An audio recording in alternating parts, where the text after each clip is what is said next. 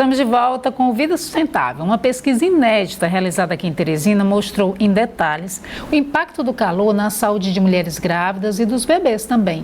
O resultado provocou mudanças no atendimento ao pré-natal. A iniciativa foi inclusive reconhecida pelo Ministério da Saúde como a melhor experiência na área de vigilância em saúde ambiental e mudanças climáticas. E já tem novidade. Eu converso agora com um dos responsáveis por esse projeto, o doutor Breno Noah. Muito obrigada por atender ao convite aqui do Vida Sustentável, doutor. Eu que agradeço. Bom dia a todos que estão em casa. Um prazer estar aqui. Alguém pode dizer assim, mas essa pesquisa não é nem deste ano. Não, mas a gente tem uma construção, na verdade. Sim. E é justamente sobre isso que eu quero tratar. Então, primeiro trazer um diagnóstico do que vocês observaram de mais expressivo nessa pesquisa, que acabou gerando uma mudança na forma de atendimento do pré-natal. Né?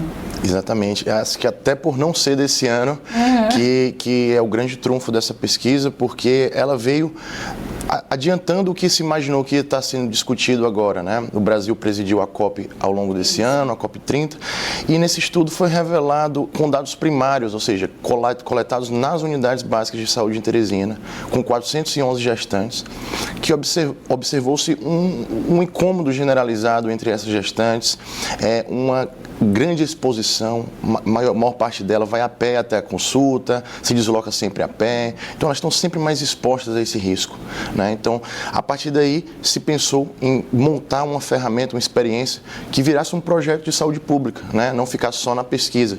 E aí, ao longo de 1, 2, 3 anos, essa pesquisa vai crescendo cada vez mais, transformando num projeto real.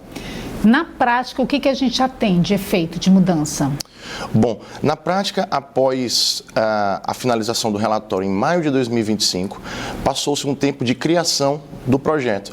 Dentro dessa criação foram convidados enfermeiros, médicos, gestores, usuários do SUS, agentes comunitários de saúde para ajudar a criar ferramentas para que essa gestante levasse esse tema para a consulta, porque 89% dessas gestantes nunca falavam sobre isso durante a consulta, e os médicos e enfermeiras também não estavam habituados a conversar a fazer essa pergunta. Então o desafio era muito antes de você resolver, você tinha primeiro que levar essa pauta para dentro do consultório. Então o ano de 2025 foi essa tentativa, criar ferramentas para que dentro do pré-natal esse assunto fosse abordado nas unidades básicas de saúde.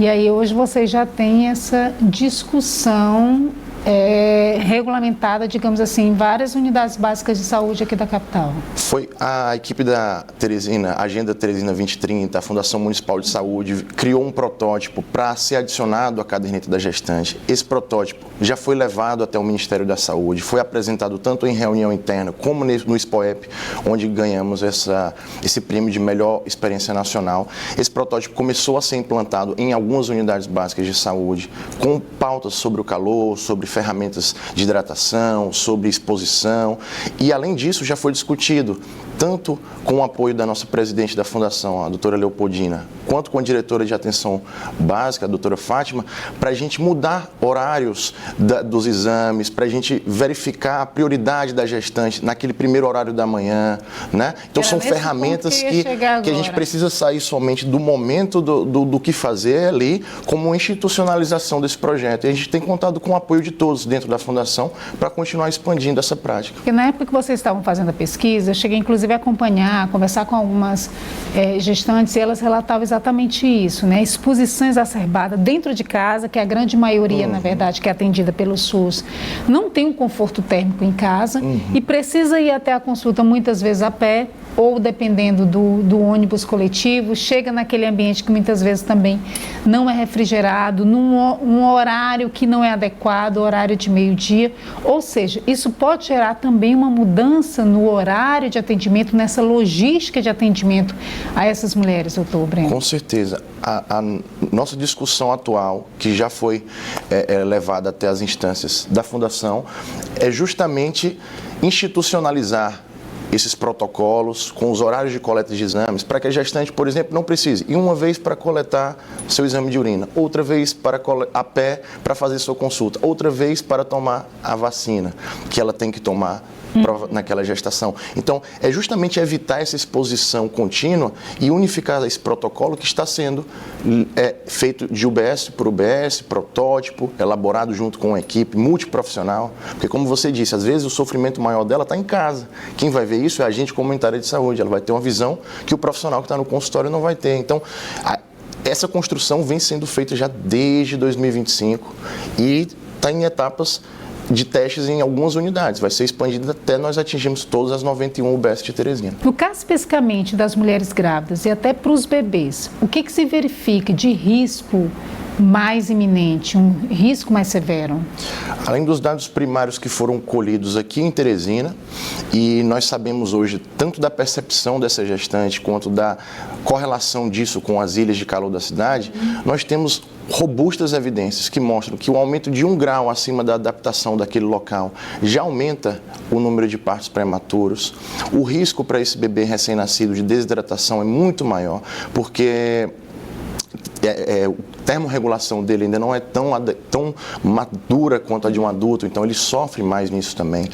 A saúde mental, tanto na gestação quanto no aleitamento materno, é afetado. O desmame precoce, a estafa, né?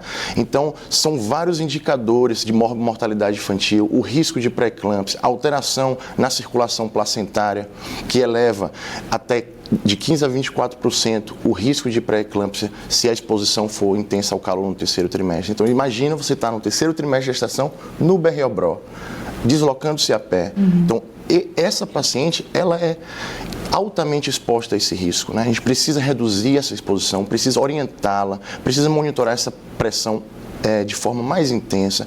E isso sim é o que a gente chama de um marcador clínico epidemiológico, um marcador de critério de gravidade na estratificação de risco da gestante. Esse é a grande diferencial, entender que a exposição ao calor é um fator de risco, né? E grande. E grande. A gente vê a severidade. Agora tem novidade também, né? A partir desse trabalho foram gerando outras demandas e vocês já começam a pensar em expandir esse atendimento para outros públicos. Com certeza. Como é que está isso? Como é que está sendo construído também isso, doutor Breno? Com certeza.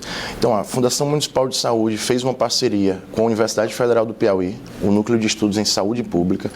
Essa parceria foi para inscrever um projeto voltado para o PET Saúde e Clima, que é um projeto do Ministério da Saúde Nacional, dividido em 5 grupos de trabalho, contando com vários professores de diferentes cursos, serviço social, biologia, medicina, odontologia, várias áreas da saúde e também que não são da saúde, e abordar o impacto do calor extremo na saúde do idoso, na saúde da mulher, no território, na comunicação social, como passar isso para a nossa população, que hoje, inclusive, gostaria de agradecer por essa oportunidade, porque esse assunto precisa ser conversado, discutido. Claro. E esse projeto vai ter o que a gente mais precisava, vai ter a mão de obra, vai ter a capacitada, com pesquisadores, com pessoas para criarem novas ideias, para pesquisarem novos dados, e Teresina se colocar nesse lugar de ser o laboratório central do Brasil quando se fala de calor e saúde, porque é isso que precisamos ser, né? Nós temos todo o potencial para ser o maior centro de estudo do Brasil em calor extremo, né? Porque nós sofremos com isso o ano inteiro. O que compete nesse caso, por exemplo, de que forma que essas pesquisas da universidade, que vem em parceria agora, doutor Breno, podem fazer a diferença na execução do trabalho da saúde, né, na gestão pública? É uma ótima pergunta. Realmente, esses atores hoje eles têm que estar integrados e a universidade é a porta para isso, né? É o local onde nós vamos juntar diferentes entidades de diferentes esferas, estaduais, federais e municipais, e conseguir trabalhar junto, né? A doutora Maria Helena, ela já esteve treinando os nossos profissionais da Fundação Municipal de Saúde. A doutora Beatriz, da Fiocruz, estava em contato com ela na sexta-feira, ela faz parte do núcleo de saúde materno e infantil, e ela está diretamente ligada em Teresina agora. Ela sabe ela conhece a nossa pesquisa, ela sabe os resultados, sabe o nosso projeto, e a gente mantém essa comunicação. Então, a universidade garante, através dos seus programas de pós-graduação, dos seus núcleos de estudo, como o Unesp, garante essa comunicação, garante que esse estudo da Fiocruz tenha repercussão em Teresina.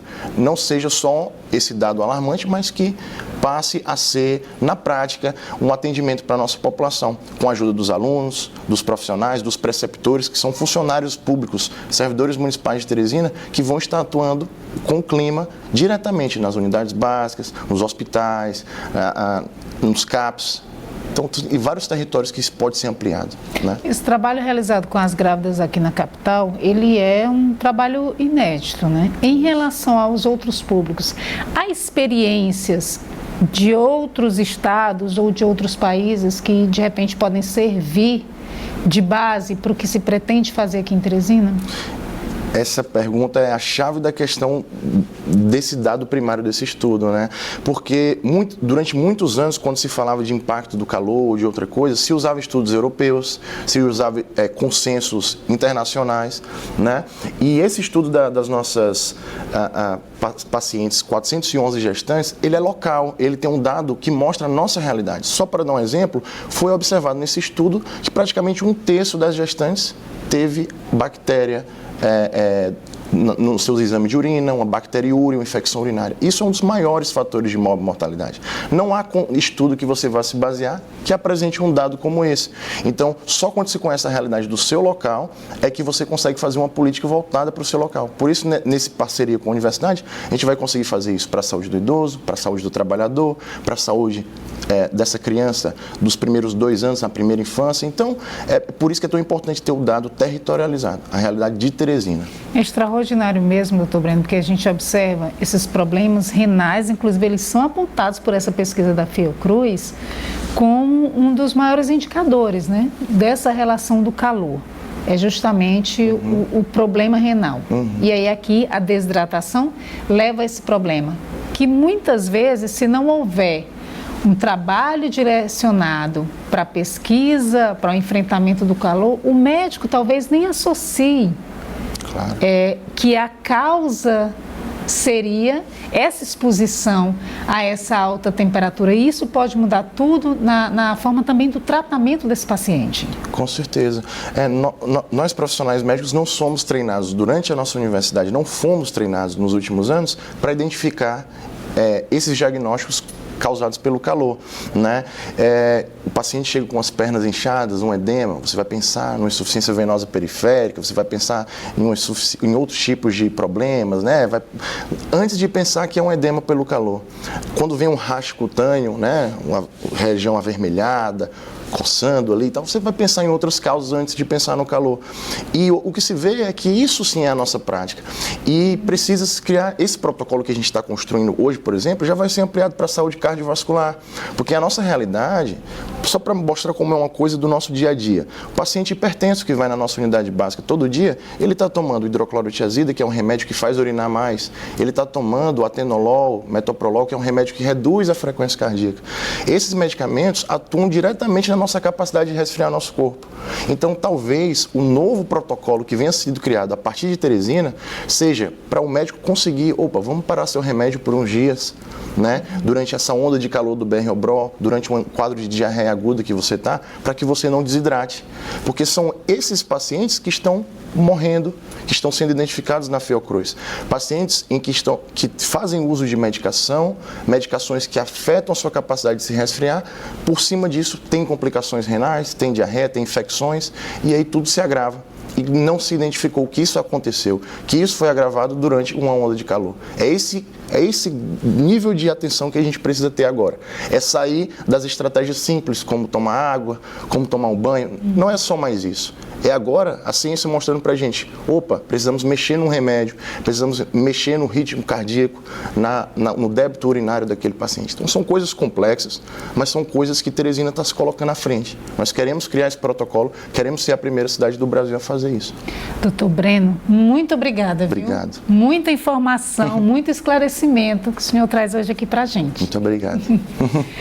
Bom, gente, o Vida Sustentável de hoje está terminando, mas essas discussões todas, né, sobre soluções de adaptação e redução dos efeitos do calor estão só no início.